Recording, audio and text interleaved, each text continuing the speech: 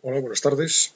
Bienvenidos una semana más a Todos los libros un libro, el programa de reseñas literarias de Radio Universidad de Salamanca. Quienes nos seguís habitualmente podéis comprobar que el formato en el que hoy me dirijo a vosotros es distinto al convencional. Naturalmente, normalmente, Todos los libros un libro se desarrolla a través de una conversación, un diálogo entre la directora de la radio, Elena Villegas, y yo mismo, en donde, bueno, a partir de esa fórmula, eh, se hace el comentario, se hace la presentación, la sugerencia de los libros correspondientes a cada semana.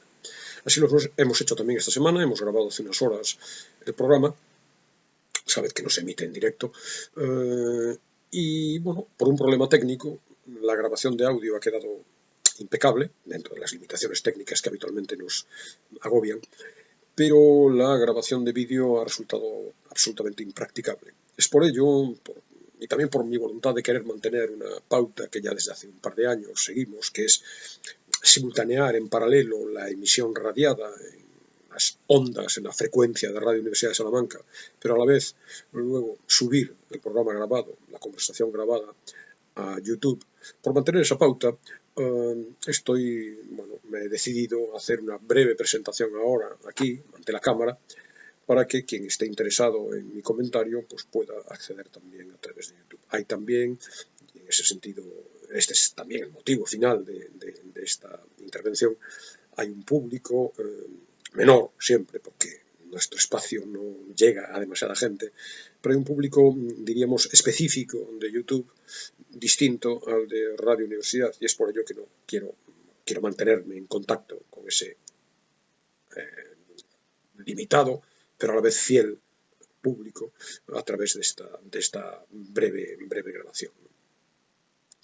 Voy a presentar quiero aclarar también que quien quiera recuperar, aunque solo en formato audio, la conversación que mantuve hace unas horas con Elena Villegas a propósito de los libros, dos libros, que en realidad son cuatro, porque uno de ellos es una trilogía que voy a presentar esta tarde, puede acceder a ella a través de el blog del programa, donde está la emisión radiofónica, todoslibrosunlibro.blogspot.com.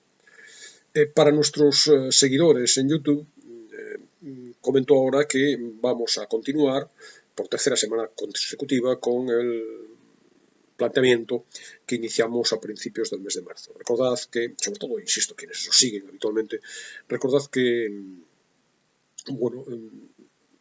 una costumbre ya de hace años, no siempre mantenida todos los cursos, pero sí con bastante frecuencia, me lleva a dedicar el mes de marzo, con la ocasión de la celebración del Día Internacional de la Mujer, el 8 de marzo, a libros escritos y en algunos casos, bastantes, también protagonizados por mujeres.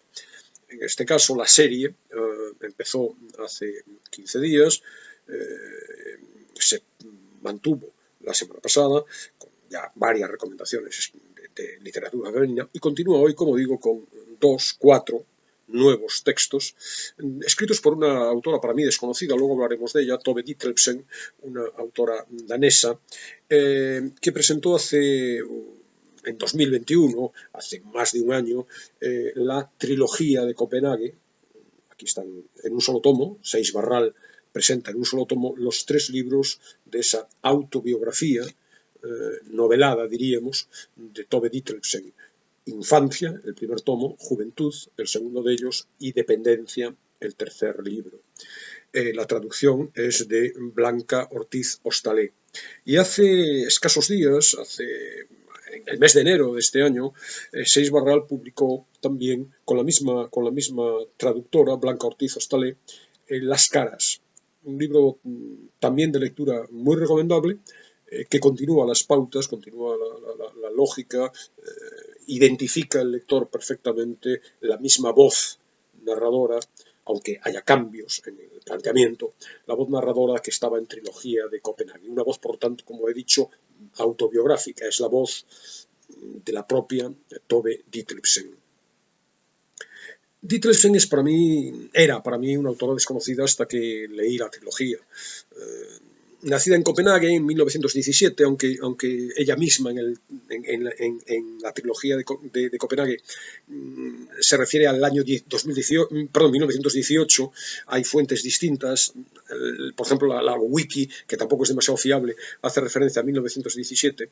El primer libro del que os hablo, que es digamos, el núcleo central de mi propuesta de hoy, recoge las 4 primeras décadas de vida, en particular, bueno, pues la infancia en concreto, los primeros años en el barrio obrero de Vesterbro, en su ciudad natal, un primer libro de la trilogía Infancia, genial, magistral a mi juicio. Tove Ditlevsen es una mujer, y accederéis a su biografía, como digo, leyendo los libros, porque el paralelismo es evidente y podríamos decir que la desnudez con la que se muestra lo es también. Es una mujer, o fue una mujer de vida diríamos, convulsa.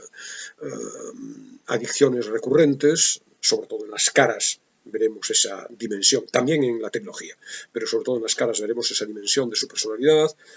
Se casó 4 veces, tuvo numerosos amantes, una obra muy copiosa, con decenas de novelas, de poemarios, de libros de memorias, libros infantiles, con bueno, reconocimiento y premios en su vida. Ditlevsen se suicidó en el año 1976, ingiriendo una sobredosis de barbitúricos, un dato que ilumina la lectura de sus obras. O dicho de otra manera, quizá leyendo sus obras, aún desconociendo este dato, cualquier lector podría haber deducido o inferido que el futuro que le esperaba a esa mujer que narra, que la voz que habla en las novelas o en los libros, estaba abocada a ese destino funesto. El primer libro de la serie, de la trilogía, es Infancia, y como digo, es para mí el mejor de los 3, es magistral. La Tove, que protagoniza el libro, porque está narrado con la voz de la propia autora y no disimula ese carácter biográfico, es una niña inteligente, sensible, algo rarita, que crece en un barrio proletario, Vesterbro al que me refería, un entorno conflictivo, con prostitutas, borrachos, crimen y violencia. La existencia es muy precaria, vive en un apartamento muy modesto, de 2 habitaciones, con sus padres, Ditlevsen es hija de Ditlev, y Alfrida, y su hermano mayor Edwin. La vida materialmente es muy pobre, no hay muchas expectativas, tiene que ir todos los días a la panadería para ponerse a la cola y recoger el pan sobrante del día anterior y de esa manera poder alimentarse, ¿no? Además están vedados para siempre, y esto es algo de lo que se lamentará en su obra los estudios superiores.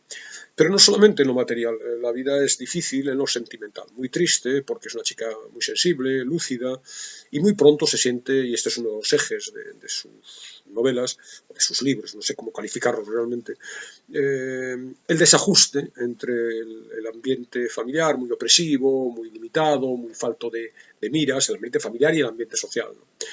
Y bueno, de esa limitación, de ese carácter romo de su existencia, le permiten escapar los libros. Accede de entrada pronto a la biblioteca municipal, y no solamente los libros que lee, sino también lo que escribe, la poesía, los versos que desde los 8 años escribe, provocando el rechazo, las burlas de sus compañeros, también de su familia, ¿no?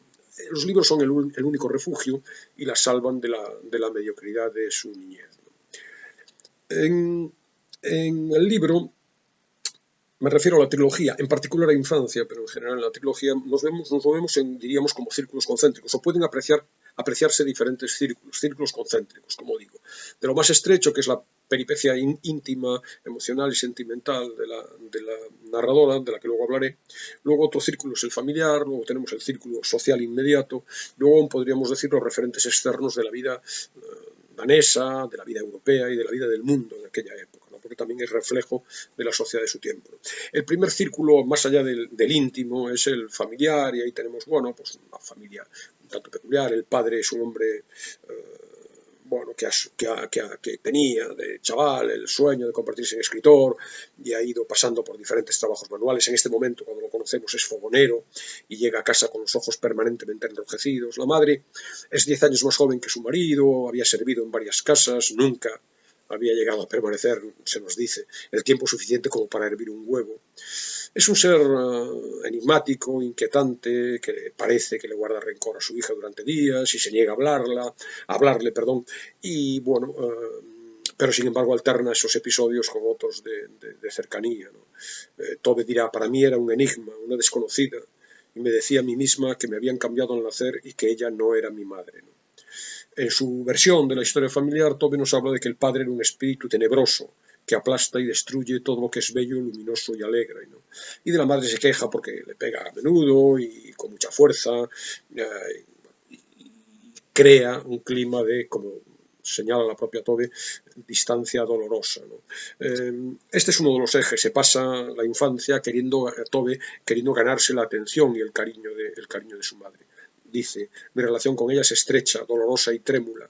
Siempre debo andar buscando algún indicio de amor. Esta es una de las claves de la experiencia infantil de la chica y que también explica, en cierto modo, el ulterior desarrollo tortuoso de su vida. Su padre, en su quinto cumpleaños, el quinto cumpleaños de la niña, le regala una edición de los cuentos de los hermanos Grimm y a partir de ahí se abre esa ventana liberadora de la grisura cotidiana, la ventana de los libros, ¿no? En cualquier caso, el ambiente familiar está resumido magistralmente cuando nos dice, eran dos seres, padre y madre, tan distintos que parecían venir de planetas diferentes. Mi padre era melancólico, serio y moralista en extremo, mientras que mi madre, al menos de joven, era alegre, frívola, imprudente y vanidosa. El marco social, diríamos, de la novela se desencadena a partir muy pronto, en las primeras páginas, cuando sabemos que el padre es despedido de la fundición en que trabaja y con 43 años, que hace 100, era una edad ya casi provecta, resulta demasiado mayor para encontrar un trabajo estable. Y eso sume a la familia en una situación de pobreza extraordinaria. Se agota la ayuda del sindicato y, bueno, deben vivir, la familia debe recurrir a la beneficencia. Se nos narran las condiciones de vida, como digo, precaria, de limitaciones en las condiciones de la cotidianidad. La huida para Edwin, el hermano es la posibilidad de convertirse en un obrero cualificado y eso sería la superación, el avance, el logro familiar. Sin embargo, para Tobe permanece al mismo ámbito de limitación, de escaso atractivo, de escaso interés, de escasas miras, de miras poco valiosas, poco atrayentes en las que se mueve su familia, ¿no? Se queja de su situación, se queja de su infancia, señala que en el fondo Edwin tiene su lugar en el mundo bien situado, ¿no? Aunque sea limitado y precario y mediocre, ¿no? Mientras que ella dice, mi infancia parece que la cosieron para otra niña a la que seguro que le habrá sentado la mar de bien. Bueno, la idea de la novela es una de las ideas básicas de la novela es esta, ¿no? La idea de la infancia. La infancia se repite, la presencia de la infancia se repite constantemente en el libro y con términos muy duros y muy poéticos también, porque esa es otra de las claves del libro, el aliento poético, el tono poético de la narración de Tove Ditlevsen. La infancia es larga y estrecha como un ataúd y no se puede escapar de ella sin ayuda. Aliento poético, como digo, extraordinaria lucidez, desesperanza, melancolía. Las referencias a la infancia, como digo, son constantes. En el blog de nuestro espacio podéis encontrar, voy a transcribir algunas de ellas que son muy significativas, muy expresivas, ¿no? Y como digo, los libros como alternativa, la calle y los libros. La calle no se abre con la calle de Istedgade, la calle de la infancia, y nos dice Tobe, su ritmo latirá siempre en mi sangre y su voz siempre me llegará y seguirá siendo la misma de aquellos tiempos lejanos en que nos juramos fidelidad. La calle se abre a otro mundo, a un mundo también desastrado, un mundo feo, un mundo caótico, un mundo conflictivo. Vemos la crudeza de la vida en el barrio, la pobreza de sus gentes, las desigualdades sociales, la sordidez del entorno, las tabernas bulliciosas, repletas de parroquianos, ebrios y pendencieros, de prostitutas con canciones soeces, los portales con repugnante olor a cerveza y orines. el miedo de la niña ante los excesos lascivos de aquellos hombres. Este panorama está perfectamente descrito y contribuye a ubicar al lector en un ámbito, no diría tanto sórdido como triste, como crudo, como desvalido, ¿no? Los ejes fundamentales en los que se mueve la vida de Tobe se marcan en esta primera novela de la trilogía, pero en todas las demás. Como digo, la infancia triste, el intento fallido de reencontrar a su madre, de encontrar un reconocimiento en ella, la familia como un espacio que a la vez es acogedor y es opresivo, la búsqueda ansiosa y a la postre frustrada de refugio en la amistad. No consigue encontrar lazos, es una chica rara, desubicada, no consigue encontrar lazos con sus amigas, ¿no? Es mucho más sensible, mucho más delicada, le gusta la poesía, sus amigas son burdas. La inteligencia, la lucidez y un corolario de esas dos cualidades de la niña, su conciencia muy nítida de la propia diferencia, de su compleja personalidad. También la difícil construcción de la identidad, los sueños imposibles de un futuro estable y apacible y convencional que le están negados por el contexto en el que viven, pero también por su propia personalidad, ya entonces ligeramente entonces, torturada, ¿no? El deseo muy fuertemente arraigado de escapar de ese destino que presumiblemente va a ser mediocre, va a ser oscuro, va a ser doloroso, va a ser precario. E insisto una vez más, la literatura como evasión. Esos son digamos, los ejes fundamentales de la vida de Tobe y en definitiva, las dos novelas, ¿no? Hay otro círculo un poco más amplio, que es precisamente la conciencia del barrio, las circunstancias precarias de la vida de los obreros, etcétera. Abre la obra a una dimensión, diríamos que podríamos llamar política, ¿no? Una cierta conciencia política difusa en el caso de la niña.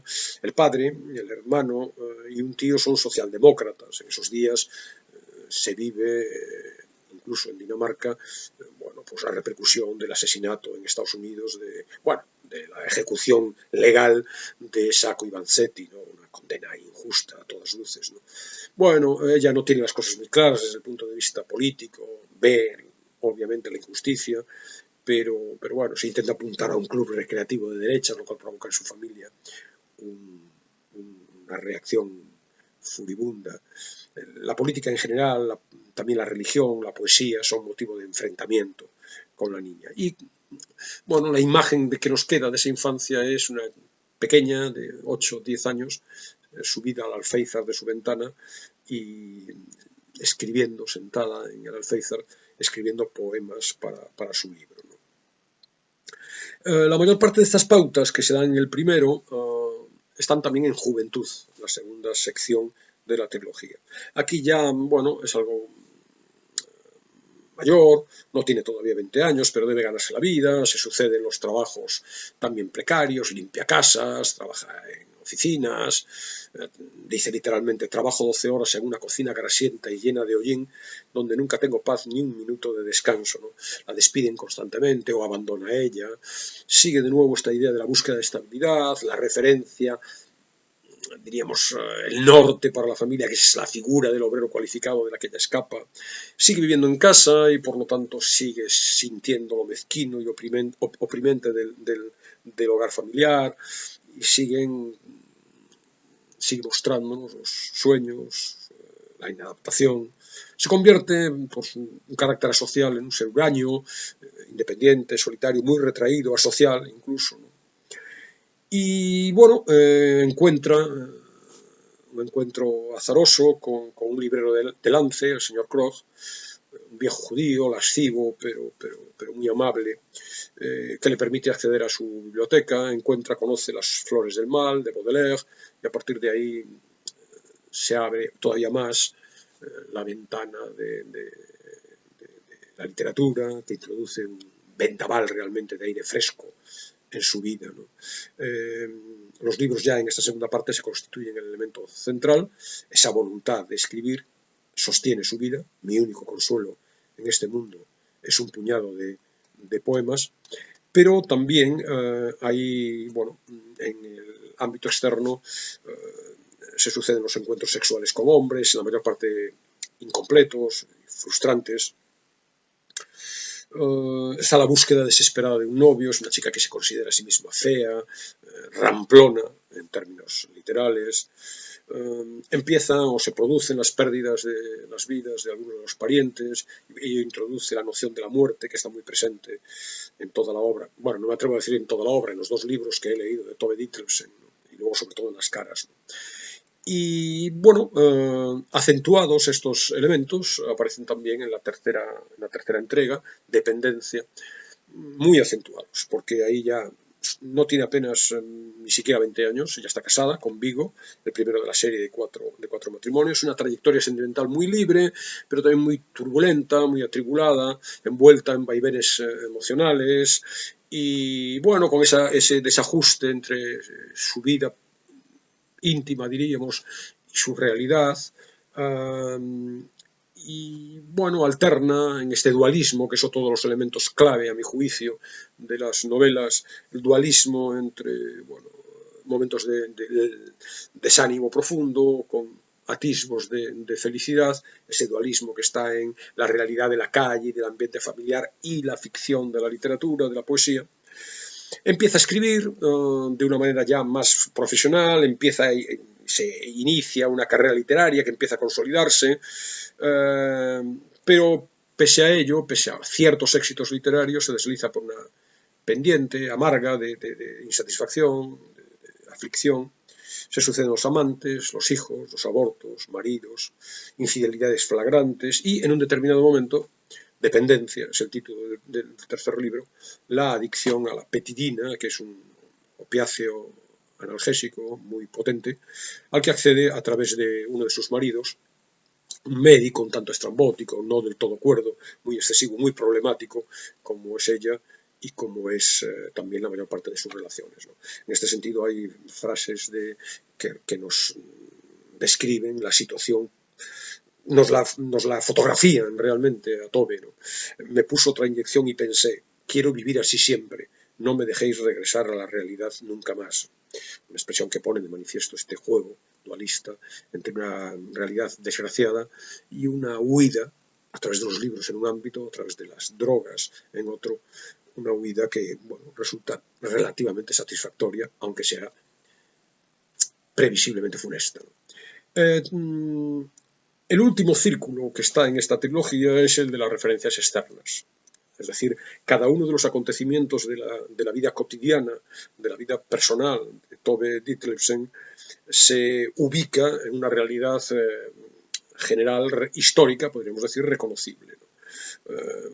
Ya desde el comienzo, porque ella dice, yo nací el 14 de diciembre de 1918, y añade, fue el año en que concluyó la Gran Guerra y se introdujo la jornada de 8 horas, ya desde ahí las menciones a acontecimientos de la vida conocida, como digo, documentada, son frecuentes, ¿no? La gripe española, el Tratado de Versalles, la subida al poder de Hitler en Alemania, la guerra civil en España, la invasión nazi de Austria, los campos de concentración, la declaración de guerra a Alemania por parte de Inglaterra, la batalla de Stalingrado, y luego, claro, la presencia de los nazis en Dinamarca, los bombardeos, las alarmas antiaéreas, las detenciones y, por último, la victoria aliada en 1945.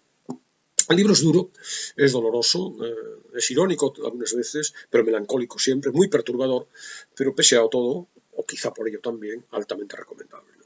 Por las mismas razones, aunque exacerbadas, llevadas al extremo, recomiendo Las caras. Las caras fue publicado originariamente en 1968, entre medias de la aparición del segundo y el tercer tomo de la trilogía.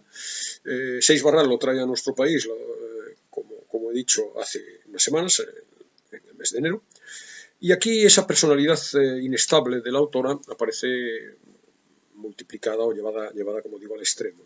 Es un relato claramente autobiográfico, con indudables vínculos con la trilogía de Copenhague, de la que acabo de hablaros, aunque yo creo que debe ser por razones estrictamente literarias, porque otra finalidad, la de ocultar su realidad, no tiene demasiado sentido, dada la abundancia de referencias objetivas a sus circunstancias vitales. Aquí la protagonista no se llama Tove Ditlevsen, sino que, bueno, es Lise Mundus, pero bueno, en cualquier caso, las peripecias muy trágicas en las que se ve envuelta su vida no parece difícil asimilarlas a las que experimentó la propia Tove Ditlevsen. Estamos en el año 1968, aquí también hay referencias objetivas, se alude a la guerra de Vietnam, a mayo del 68. Lise está casada con Gert, mantiene un vínculo un tanto extraño, no tiene mucho que ver con el matrimonio convencional, tiene 3 hijos, una hija y 2 niños, de matrimonios de padres diferentes. Es Lise una mujer que está en torno a los 40, entre 40 y 50, con muy serios problemas psicológicos. Las infidelidades de su marido la asumen además, esos problemas están de raíz, digamos, pero se acentúan por una espiral y la introducen en una espiral de paranoia y de desesperación, que se acrecienta por la inseguridad que la atenaza desde siempre. Y bueno, llega hasta convertirse esa situación en un estado de delirio, cuya manifestación más evidente consiste en, con esto estoy explicando el título, la visión de unas caras deformadas, en permanente transformación. Dice, llevaba ya mucho tiempo evitando salir porque la multitud de caras que poblaban las calles la amedrentaba. Esas caras la asaltan, la perturban, trastornan su existencia cotidiana. Además, para salir de aquellas pesadillas usa de manera desmedida somníferos, entonces el desorden mental se acrecienta y entonces, bueno, provoca incluso pues, percepción de voces, visión de alucinaciones disparatadas, acaba por recurrir a un especialista, el doctor Jorgensen, que no soluciona sus problemas y por tanto recomienda que se la ingrese en un psiquiátrico. El libro, Las caras, narra en un relato desgarrador las 3 semanas espantosas en las que la mujer está internada en esta institución.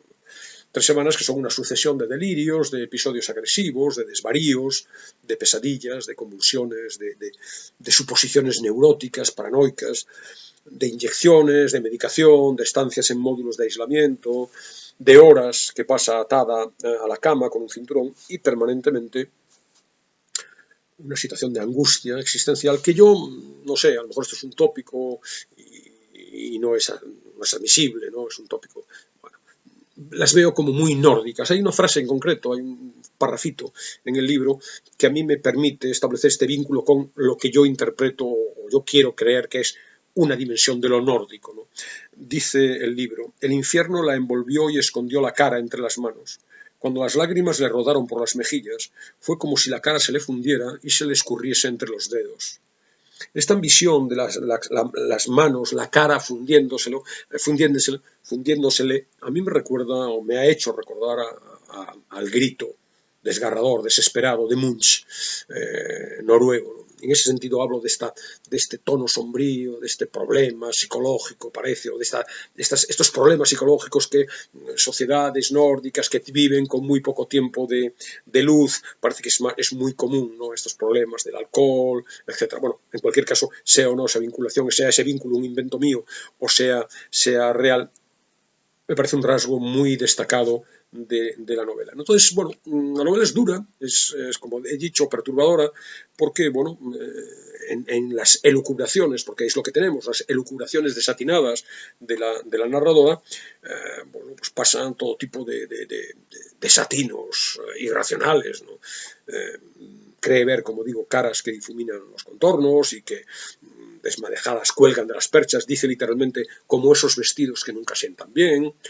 De repente ve debajo de la almohada micrófonos que supuestamente la espían,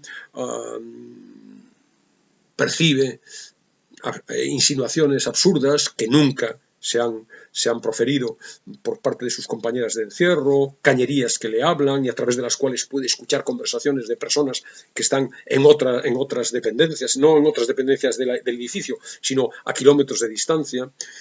En su visión paranoica de la existencia está constantemente alertándose de complots inexistentes que supuestamente urden el personal médico, ¿no?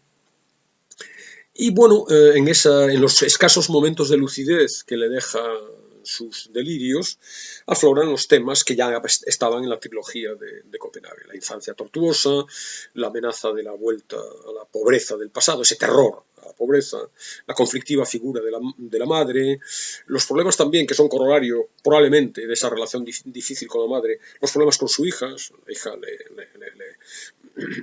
reprocha la falta de atención, están las infidelidades del marido, el miedo al abandono y otros temas como asociados, parece, a lo que yo conozco de la literatura de Tove Ditlevsen, como son el fracaso, el suicidio, la añoranza desesperada de los escasos momentos de felicidad que ha podido vivir, el desajuste constante con la realidad, aquí llevado al extremo, la búsqueda de identidad, y de nuevo la literatura, los libros, el efecto benéfico, pero no suficientemente benéfico de los premios, de la fama, premios que tuvo, como decía, en el ámbito de la literatura infantil, la convicción de que la entrega a la literatura es lo único que la puede salvar, lo único que deseaba en este mundo, dice, era escribir versos, y cualquier cosa que se lo impidiera despertaba su hostilidad.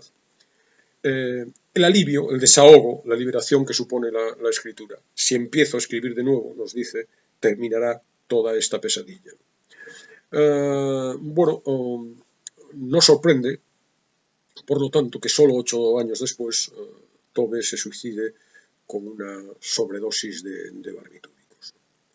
En cualquier caso, un par de libros duros, no son para leer en la playa, son para leer con una predisposición especial, muy interesantes, más allá de porque literariamente me parecen atractivos, se nota la condición de poeta, no solo porque interesa las tramas que se nos cuentan, las leemos con atención, no solo porque conocemos las circunstancias particulares de una mujer, sino también porque tienen ese valor universal, son temas que no de un modo tan dramático ni tan trágico, pero que cualquier existencia, el fracaso, el miedo a la muerte, los sueños, el conflicto entre realidad y quimeras, está presente en la vida de casi cualquiera. Os voy a dejar, como de costumbre, no quiero alejarme demasiado de las pautas habituales en las que se manifiesta todos los libros un libro en las emisiones convencionales, dialogadas, la conversación con Elena Villegas. No quiero cerrar sin leer un texto relacionado con el libro, extraído, en este caso, del primero de los libros, de Infancia, ¿no? Una reflexión acerca una plasmación perfecta, muy significativa, muy elocuente, de esa visión de la infancia como un espacio atosigante, del que se tiene añoranza, pero que también agobia y oprime. En la emisión, tanto en el blog del programa como en la emisión radiada, saldrá al aire una canción, More et Dead More, que suena en el libro, una canción danesa de la Primera Guerra Mundial, cuyo título y subtítulo en castellano es Madre, ¿eres tú, madre? La última visión del soldado. Un poco esta atmósfera onírica de delirio, el soldado que en la guerra mundial está muriendo y que en sus últimas imágenes, antes de su agonía final, cree vislumbrar la llegada de su madre. Aquí aparecerá interpretada por Helge Leonhardt. Os dejo ya, por lo tanto, con este texto muy revelador acerca de la infancia del primero de los 3 libros de la trilogía de Copenhague de Tove Ditlevsen. Y con ella, con su lectura, me despido hasta dentro de 7 días. La infancia es larga y estrecha como un ataúd, y no se puede escapar de ella sin ayuda. Está ahí todo el rato, y todo el mundo la ve con la misma claridad que el labio leporino de Ludwig el Guapo. Ocurre con él lo mismo que con Lili la Guapa, que es tan fea que cuesta imaginar que tuvo madre algún día. De todo lo que es feo o desafortunado se dice que es bonito, y nadie sabe por qué. Nadie escapa de la infancia, que se te adhiere como un olor. La notas en otros niños, y cada una tiene su propio aroma. El tuyo no lo conoces, y a veces temes que sea peor que el de los demás. Estás hablando con otra niña con una infancia que huele a ceniza y carbón, y de pronto retrocede al percibir el hedor de tu propia infancia. Estudias a hurtadillas a los mayores que llevan su infancia dentro, andrajosa y agujereada como una manta vieja y apolillada, que ya ni recuerdan ni necesitan. A simple vista no se les nota que han tenido una infancia, y no te atreves a preguntarles cómo consiguieron superarla sin que les dejara el rostro marcado de hondas cicatrices. Sospechas que se han servido de un atajo secreto, y han adoptado su forma adulta muchos años antes de que llegara su hora. Lo hicieron un día que estaban solos en casa y la infancia les oprimía el corazón como los 3 aros de metal del Juan del Hierro de los hermanos Grimm, que no se rompen hasta que su señor es liberado. Pero cuando no conoces ese tipo de atajos, hay que soportar la infancia e ir desgastándola hora tras hora por espacio de un número de años incalculable. Morir es lo único que puede librarte de ella. Por eso piensas mucho en la muerte y la imaginas como un ángel complaciente vestido de blanco que una noche bajará a besarte en los párpados para que no se abran más. Siempre creo que mi madre no me querrá hasta que yo sea mayor, como ahora quiere a Edwin, porque a ella mi infancia la exaspera tanto como a mí misma, y solo somos felices juntas cuando de pronto se olvida de su existencia. Cuando eso ocurre, me habla igual que habla con sus amigas o con la tía Rosalía, y yo procuro que mis respuestas sean tan cortas que no se acuerde de repente de que no soy más que una niña. Le suelto la mano y me mantengo un poco apartada para que tampoco pueda olerme la infancia.